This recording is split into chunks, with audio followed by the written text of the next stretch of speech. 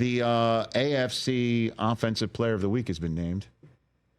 Want to guess who it is? Yeah, it was Russell Wilson, man. Nope. Oh, really? Oh, man. Derrick Henry. Nope. Wow.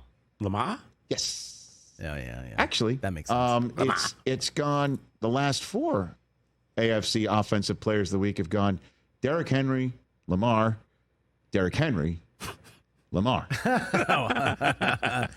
Well, I mean, when you win 5 in a row, 8 and 22. That happens. 8 and 22. Yeah. Again, that stat I saw the other day, that Lamar Jackson currently has a 10.7 yards per average, yards per attempt. On third down or something? No, after a run. Oh, after a run. Yeah. After the Ravens run it, their next play, if it's a pass, they're averaging a first down. That's amazing. Because of the threat of what Derrick Henry's doing. And, of course, the run might be also coming from Lamar.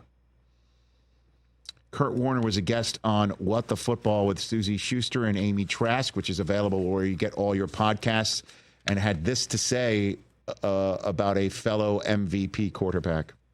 And the conversation seems to be that the 2 leading MVP candidates are Jared Goff and Lamar Jackson, and they're so categorically different. So I'm curious to hear your thoughts on that. Here's the thing that I say with Lamar Jackson is I see Lamar Jackson continuing to get better. And I've also seen moments where he's put it all together in terms of being a pocket passer. So I believe he's got the capabilities of doing that every time on the field. I still think he's got room to grow from a consistency standpoint in terms of playing on schedule, seeing what's in front of him, understanding, the entirety of a scheme, although he's continuing to get better in that area. And he's better than most guys in the league in that area. But I've seen moments in games where he's been at that elite level. And so when I analyze Lamar Jackson, it's not saying he's not a good pocket passer. He can't do this. It's saying I'm analyzing him based on having seen him do that at times and wanting him so much to be able to do that all the time, coupled with his playmaking ability. And now we get to see, the incredibleness of Lamar Jackson. I know he wants to be great. So part of analyzing is challenging these guys in those areas or on those plays to see it, to play it a little bit better, and to improve in those areas so you can try to maximize everything that you are. And that's the fun thing, because Lamar, if he stays at this level for the rest of his career, he's going to be one of the greatest to ever play the game. How about that? Ooh. One of the greatest to have ever played the game. And I was in the pre-broadcast meeting on December 16th, 2022, Ravens-Browns, with Kurt Warner, talking to John Harbaugh, who thought that Lamar Jackson was going to come back from a knee injury the following week, a knee injury that he did not come back from the rest of the year. Mm-hmm. And we were going to see Snoop Huntley out there taking on the Browns, who beat the Ravens 13-3 in a very offensive, challenged game. But the reason why I bring this up is we were talking to John Harbaugh about Lamar's incredible playmaking ability, and he said that Lamar would make some crazy throw for a big play and come off the field, and he'd say, what did you see there, Lamar? And he's like, I'm just playing ball. And then if Lamar then threw an interception, Lamar would come off the field and say the same thing to John Harbaugh, like, why'd you throw it there? I'm just playing ball, coach. And I went to dinner that night with the rest of the crew, and Kurt Warner. I said, "Is that a good thing? Like, is that a good thing?" And Kurt's kind of like, "Not so much." Yeah, I get that. That you should be able to make the throws that you make, knowing why you're making them, and you should be able to avoid the mistakes and learn from them. And it's not just playing ball. You're not just playing ball when you're the quarterback of a team.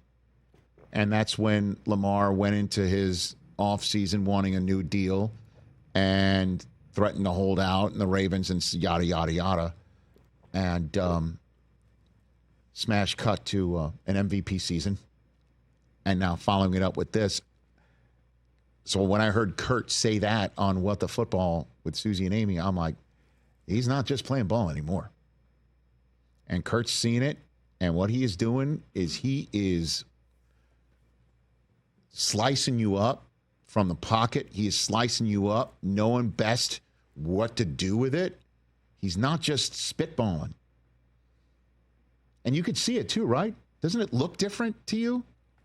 Hey, he does. He looks better. He looks better. Looks He's better. getting better. Yep. It looks more attuned to what needs to be done, that he knows where his guys are going to be, and his guys are going to be there, and that if it does break down, he's not just taking off either, right? It's not like, oh, not there, see ya. He's extending the play and then finding them. And they also have better players than that day on 2022. They got better players around him. That kid, Zay Flowers, is really good. Yeah. Isaiah Likely is really good. Mark Andrews is still Mark Andrews. Bateman's coming around. Justice Hill. Good Lord. They're going to get Keaton Mitchell back, too. Yeah. Look out. And by the way, 22. Derrick Henry. Who, by the way, is on a pace to break the single-season rushing record, which I predicted after free agency. Well, I mean, I'll tell you what, guys. Gone are the days, as I mentioned yesterday, of the first 2 weeks of the season of preseason. Of what are you going to do? What are you? How are they going to figure out to work Derrick Henry into their plans? Remember, he had. You were talking about it when we were in Kansas City for that opener, about wondering if Derrick Henry would have more carries in the first drive than he did than they did from the running back position in the entirety of the AFC Championship game against the Chiefs, and they came awfully close. They didn't eclipse it. He had 5, right, or something. They didn't eclipse it. Yeah. Right, they didn't eclipse it. But yeah, if these two face again in the AFC Championship game, we will not be sitting there wondering, saying, "Where's the running game?" Nuh-uh. Right. He'll have 6 carries in the first quarter. We will not, and that helps Lamar, and Lamar is feeding off of it, and the running game's feeding off of Lamar. It's all clicking. And just, man, kudos to Lamar for developing. He's in year 7, and he's still getting better. He looks better than he did last year and in his MVP years, and he's on a pace for over 4,000 yards passing, which he's never done in his career. Development. That's the whole point in the game, though, right? That's what you But you wanted can to see. get better. You're not who you are your second or third year in the league. Yep. Like, you can improve year after year. Catch the Rich Eisen Show every single day on the Roku Channel, 12 to 3 Eastern, for free.